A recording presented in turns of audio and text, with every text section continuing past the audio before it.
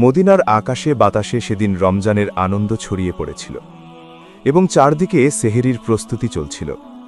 কিন্তু ফাতিমা রাদিয়াল্লাহু আনহা এবং হযরত আলী রাদিয়াল্লাহু আনহায়ের ঘর ছিল নিস্তব্ধ। অন্যদিকে হযরত ফাতিমা রাদিয়াল্লাহু আনহা সারা রাত ইবাদত করার পর সেহরি করবেন। এরপর তিনি সেহরি করার জন্য এগিয়ে গেলেন। কিন্তু দুঃখের বিষয় হল, ঘরে পানি ছাড়া আর কোনো খাবারই অবশিষ্ট ছিল না। এরপর হযরত ফাতেমা রাদিয়াল্লাহু আনহা সেই পানিটুকুন খেয়েই আল্লাহ সুবহানাহু ওয়া তাআলার কাছে দোয়া করতে লাগলেন এবং বলতে লাগলেন, আপনি যদি আমাদের অভাব দেন, এটিও আপনার পক্ষ থেকে রহমত। এরপর দোয়া করার মাঝেই হঠাৎ করে সেহরির ওয়াক্ত শেষ হওয়া মাত্রই দূর থেকে আজানের ধ্বনি শোনা যাচ্ছিল। এরপর ফাতেমা রাদিয়াল্লাহু আনহা ফাজরের নামাজ আদায় করে নিলেন। এরপর দেখা গেল কিছু সাহাবী মসজিদে নববী থেকে নামাজ পড়ে বের হচ্ছিল। অন্যদিকে আলী রাদিয়াল্লাহু আনহু কাজের সন্ধানে বেরিয়ে পড়লেন। যেহেতু হযরত ফাতেমা ও আলী রাদিয়াল্লাহু আনহায়ের ঘরে কোনো খাবারই ছিল না, তাই আলী রাদিয়াল্লাহু আনহাকে একটি কাজ বেছে নিতে হবে। সারা দিন না খেয়ে তিনি বেরিয়ে পড়েছিলেন। অন্যদিকে হযরত ফাতেমা রাদিয়াল্লাহু আনহা নিজেই শুধুমাত্র পানি পান করেই সেহরি শেষ করেছিলেন। এরপর তিনি সকাল থেকেই আল্লাহ সুবহানাহু ওয়া তাআলার ইবাদত বন্দেগী করেছিলেন। অন্যদিকে হঠাৎ করেই ছোট হাসান এবং হুসেন রাদিয়াল্লাহু আনহু হযরত ফাতেমা রাদিয়াল্লাহু আনহায়ের কাছে এসে বলতে লাগল, আম্মাজান, আমাদের প্রচণ্ড ক্ষুধা লেগেছে, আমাদেরকে কিছু খেতে দিন, ক্ষুধার যন্ত্রণা আর সহ্য করতে পারছি না। সন্তানদের মুখে এমন কথা শুনে তখন ফাতেমা রাদিয়াল্লাহু আনহায়ের দুই নয়ন থেকে অশ্রু ঝরছিল। তখন তার সন্তানদের কি বলবেন তিনি বুঝতেই পারছিলেন না এবং সান্ত্বনা হিসেবে বলতে লাগল, তোমাদের আব্বাজান তোমাদের জন্য খাবার নিতে বাইরে বের হয়েছে, নিশ্চয়ই তিনি তোমাদের জন্য কিছু খাবার নিয়ে আসবেন।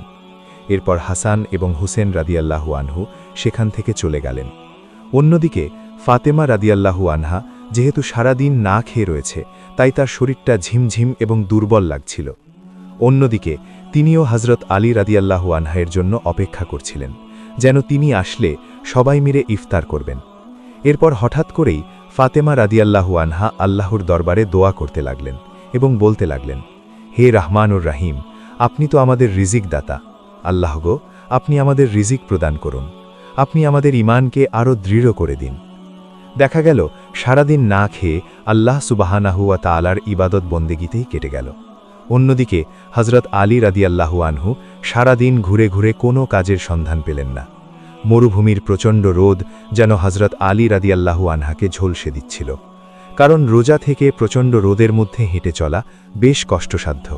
এবং তিনি মনে মনে ভাবছিলেন, ঘরে আমার বিবি বাচ্চা না খেয়ে আছে, আজ আমি যদি না নিয়ে যাই তাহলে হয়তো তারা আজও না খেয়েই থাকবে। এটি ভাবতে ভাবতেই তার চোখে পানি চলে আসলো এবং হঠাৎ করেই তিনি এক সাহাবীর বাড়িতে চলে গেলেন এবং তিনি সেই সাহাবীকে বলতে লাগলেন, ভাই, আমার বাড়িতে সকলে না খেয়ে আছে, আপনি যদি আমাকে কোনো কাজের সন্ধান দিতে পারেন তাহলে আমার অনেক উপকার হতো। তখন সেই সাহাবী বলে উঠল, ইয়া আলী, তুমি বিশ্বাস করো, আমার কাছে যদি কোনো খাবার থাকতো তবে আমি তোমাকে দিয়েই দিতাম, কিন্তু গত কয়েকদিন ধরে আমার বাড়ির চুলাতে কোনো আগুনই ধরেনি, আমি বেশ কয়েকদিন ধরে না খেয়ে আছি। এটি শোনার পর তখন হযরত আলী রাদিয়াল্লাহুর মুখ থেকে কিছুই বের হলো না। তিনি শুধু একটি কথাই বললেন, ভরসা রাখুন আল্লাহ সুবহানাহু ওয়া তাআলার উপর, নিশ্চয়ই তিনি কোনো ব্যবস্থা করে দেবেন। এরপর তিনি সেখান থেকে বের হয়ে কাজের উদ্দেশ্যে রওনা দিলেন। যেতে যেতে তিনি ভাবলেন, শহরের একটি জায়গায় বেশ ধনী ব্যক্তি রয়েছে, তার কাছে গেলে বোধহয় কিছু পাওয়া যেতে পারে।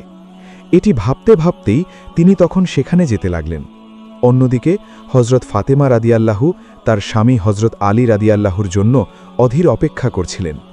এরপর ঠিক ওই মুহূর্তে ছোট হাসান এবং হোসেন রাদিয়াল্লাহু দৌড়ে এসে ফাতেমা রাদিয়াল্লাহুকে বললেন, আম্মাজান, আমরা ক্ষুধার কষ্ট আর সহ্য করতে পারছি না, আব্বাজান কখন বাড়িতে ফিরবে, আর কখনই বা আমরা কিছু খেতে পারব।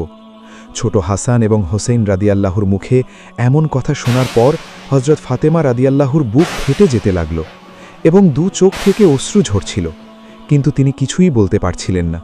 শুধু এতটুকু বলল, বাবা, একটু ধৈর্য ধারণ করো, নিশ্চয়ই আল্লাহ সুবহানাহু ওয়া তাআলা ধৈর্য ধারণকারীকে পছন্দ করেন। অন্যদিকে হযরত আলী রাদিয়াল্লাহু হাঁটতে হাঁটতে সেই ধনী ব্যক্তির কাছে গিয়ে পৌঁছালেন এবং সেই ব্যক্তির কাছে গিয়ে সালাম জানালেন এবং বলতে লাগলেন, ভাই, আপনার কাছে কি কোনো কাজ হবে? আমি আপনার কাছে কাজ করতে চাই।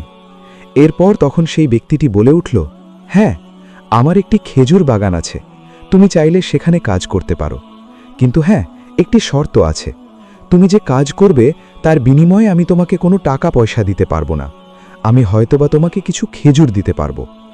কিন্তু দেখা গেল হজরত আলী রাদিয়াল্লাহুর কোনো উপায়ই ছিল না, কেননা পরিবারের সকলেই সেখানে না খেয়ে রয়েছে, আর তাই তিনি এ কাজে রাজি হয়ে গেলেন। এরপর হজরত আলী রাদিয়াল্লাহু খেজুরের বাগানে প্রবেশ করে মালিকের দেওয়া নিয়ম অনুযায়ী কাজ করতে লাগলেন। এরপর হজরত আলী রাদিয়াল্লাহু দীর্ঘ কয়েক ঘণ্টা অক্লান্ত পরিশ্রম করার পর তিনি খেজুর বাগানের মালিকের কাছে গিয়ে উপস্থিত হলেন এবং বললেন, আপনার দেওয়া নির্দেশ অনুযায়ী আমি সকল কাজ সম্পন্ন করেছি, এখন আমার প্রাপ্য বুঝিয়ে দিন। এরপর দেখা গেল খেজুর বাগানের মালিক কতগুলো খেজুর হজরত আলী রাদিয়াল্লাহুর হাতে দিয়ে দিলেন। তখন আলী রাদিয়াল্লাহু খেজুরগুলো পেয়ে অত্যন্ত খুশি হয়ে আল্লাহর দরবারে শুকরিয়া আদায় করলেন। এরপর তিনি অতি দ্রুতই বাড়ির দিকে রওনা হলেন। হজরত আলী রাদিয়াল্লাহু যখন রাস্তা দিয়ে যাচ্ছিলেন তখন মদিনার আকাশ গাঢ় লালচে ধারণ করছে, সূর্য প্রায় ডুবে যাওয়ার সময় হয়েছে, চারদিকে ইফতারির প্রস্তুতি চলছে। এর কিছুক্ষণ পর ক্লান্ত শরীর নিয়ে হজরত আলী রাদিয়াল্লাহু নিজ ঘরে প্রবেশ করলেন, আর সে মুহূর্তেই দূর থেকে মসজিদে নববীর সুমধুর কণ্ঠ শোনা যাচ্ছিল, আর দেখা গেল তাদের ঘরে সামান্য খেজুর এবং পানি ছাড়া কিছুই অবশিষ্ট ছিল না। এরপর দেখা গেল তারা সকলে মিলে ইফতার করার জন্য বসে পড়ল। তখন দেখা গেল সবাই 2টি করে খেজুর নিয়ে নিল। যখন তারা ইফতার করবে ঠিক সে মুহূর্তে ঘরের বাইরে একজন ভিক্ষুক এসে ডাকতে লাগল এবং কান্না কণ্ঠে বলতে লাগল, মা, আমি বেশ কয়েকদিন ধরে ক্ষুধার্ত, আমি ক্ষুধার যন্ত্রণা আর সহ্য করতে পারছি না, দয়া করে আমাকে কিছু খাদ্য দান করো। অন্যদিকে হজরত ফাতেমা রাদিয়াল্লাহুর হৃদয় ছিল অত্যন্ত কোমল এবং দয়ার সাগর। তখন হজরত আলী রাদিয়াল্লাহুকে বলল, আমার অংশ থেকেই এই খেজুরগুলো তাকে দিয়ে এসো। তখন আলী রাদিয়াল্লাহু বলল, তাহলে তুমি কি খেয়ে ইফতার করবে? তখন ফাতেমা রাদিয়াল্লাহু বলল, আমি না হয় পানি খেয়ে ইফতার আদায় করব। তখন আলী রাদিয়াল্লাহু আর কিছুই বললেন না। এরপর আলী রাদিয়াল্লাহু সমস্ত খেজুর সে ভিক্ষুককে দান করে দিলেন এবং আল্লাহর দরবারে দোয়া করতে লাগলেন, হে আল্লাহ, আপনি আমাদের ত্যাগ কবুল করুন। এরপর পরের দিন একইভাবে সেহরিতে পানি পান করেই ফাতেমা রাদিয়াল্লাহু রোজা রাখলেন এবং অন্যদিকে হজরত আলী রাদিয়াল্লাহু কিছু আটা সংগ্রহ করে ইফতার করার জন্য বাড়িতে এনে দিলেন, আর অন্যদিকে ফাতেমা রাদিয়াল্লাহু সে আটা দিয়ে কয়েকটি রুটি বানালেন। এভাবে সারাদিন অতিক্রম হয়ে যখন ইফতারের সময় চলে আসলো তখন মদিনার শহরে ইফতারের আয়োজন শুরু হয়ে গেল। অন্যদিকে ফাতেমা রাদিয়াল্লাহুর ঘর ছিল নীরব নিস্তব্ধ। ফাতেমা রাদিয়াল্লাহু রোজা ছিলেন, কিন্তু তার ঘরে সামান্য কিছু রুটি আর পানি ছাড়া কিছুই ছিল না। এদিকে ইফতারের সময় হয়ে গিয়েছে, দূর থেকে আজানের ধ্বনি শোনা যাচ্ছে। ফাতেমা রাদিয়াল্লাহু অপেক্ষা করছিলেন স্বামী হজরত আলী রাদিয়াল্লাহু এবং সন্তান হজরত হাসান এবং হোসেন রাদিয়াল্লাহুর জন্য। এরপর সবাই যখন বাড়িতে প্রবেশ করল তখন তারা সকলে মিলে ইফতার করার জন্য বসে পড়ল, আর সকলেই তখন 2টি করে রুটি নিয়ে নিল। যখন তারা রুটি খেতে যাবে ঠিক সে মুহূর্তে ঘরের বাইরে একজন ভিক্ষুক এসে ডাকতে লাগল এবং কান্না কণ্ঠে বলতে লাগল, আমি গত 3 দিন ধরে কিছুই খাইনি, আর আমি শুনেছি তোমরা আল্লাহর পথে দান করো। যদি কিছু থাকে আমাকে দান করো, আমি ক্ষুধার কষ্ট আর সহ্য করতে পারছি না। অন্যদিকে হজরত ফাতেমা রাদিয়াল্লাহু ছিলেন অত্যন্ত দানশীল, তাই তখন ফাতেমা রাদিয়াল্লাহু নিজের স্বামীকে বলল, হে আমার প্রিয় স্বামী, এই রুটিগুলো সেই ভিক্ষুককে দান করে আসুন। তখন আলী রাদিয়াল্লাহু বলল, হে হাতেমা, তুমি না খেয়ে ভিক্ষুককে দিয়ে যাচ্ছ, তুমি তাহলে কি খাবে? তখন ফাতেমা রাদিয়াল্লাহু বলল, হে আমার প্রিয় স্বামী, আমি যেমন ক্ষুধার যন্ত্রণায় আছি সেই ভিক্ষুকও হয়তোবা আমার থেকেও বেশি ক্ষুধার যন্ত্রণায় আছে, আর আমরা তো এ দুনিয়াতে সুখশান্তি করার জন্য আসিনি, আমাদের তো একটি উদ্দেশ্য, আল্লাহ সুবহানাহু তাআলাকে সন্তুষ্ট করা, আর তাই তুমি এ রুটিগুলো সেই ভিক্ষুককে দান করে এসো। এরপর আলী রাদিয়াল্লাহু রুটিগুলো ভিক্ষুককে দিয়ে আসলেন এবং আলী রাদিয়াল্লাহু বলতে লাগলেন, হে ফাতেমা, তুমি যে বারবার না খেয়ে অন্যকে দান করছো, নিশ্চয়ই আল্লাহ সুবহানাহু তাআলা এর প্রতিদানস্বরূপ তোমাকে ভালো কিছু দেবেন। তখন ঠিক এ মুহূর্তে আল্লাহ সুবহানাহু তাআলা হজরত জিব্রাইল আলাইহিস সালামকে বলতে লাগল, হে জিব্রাইল, আমার প্রিয় হাবিব হজরত মুহাম্মদ সাল্লাল্লাহু আলাইহি ওয়াসাল্লামের প্রিয় কন্যা ফাতেমা রাদিয়াল্লাহুর ধৈর্য ত্যাগ দেখে আমি মুগ্ধ হয়েছি। তুমি নিশ্চয়ই জানো যে তার ঘরে কোনো খাবার নেই, আর হ্যাঁ, তুমি জান্নাত থেকে তাদের জন্য খাবার নিয়ে যাও। এরপর হজরত জিব্রাইল আলাইহিসসালাম জান্নাত থেকে জান্নাতি রুটি, খেজুর, মধুসহ এবং আরও অন্যান্য খাবার নিয়ে মানুষের রূপ ধরে হজরত ফাতেমা রাদিয়াল্লাহুর বাড়ির সামনে এসে দাঁড়ালেন।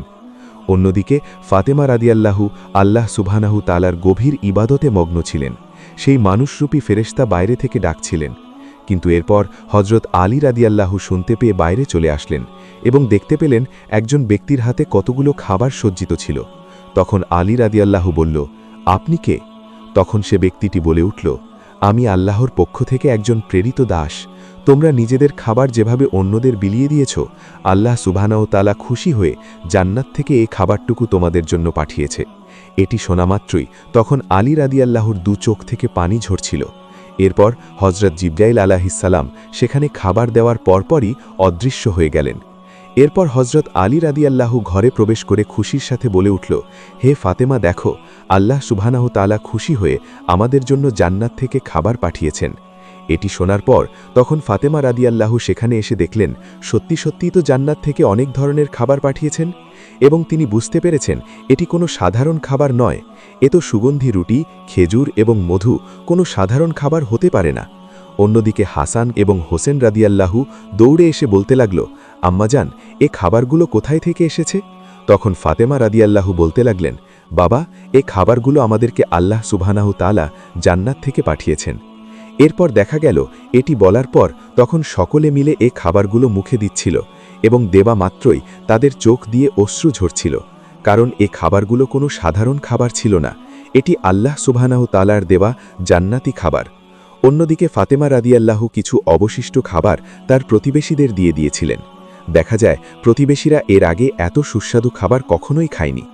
এরপর দেখা গেল কিছু প্রতিবেশী এ খাবার খাওয়ার পর ফাতেমা রাদিয়াল্লাহুর গুণগান এবং আল্লাহ সুবহানাহু তাআলার শুকরিয়া আদায় করে ঈমান আনে এবং কিছু কাফেররা হিংসা ও প্রতিহিংসায় জ্বলতে থাকে।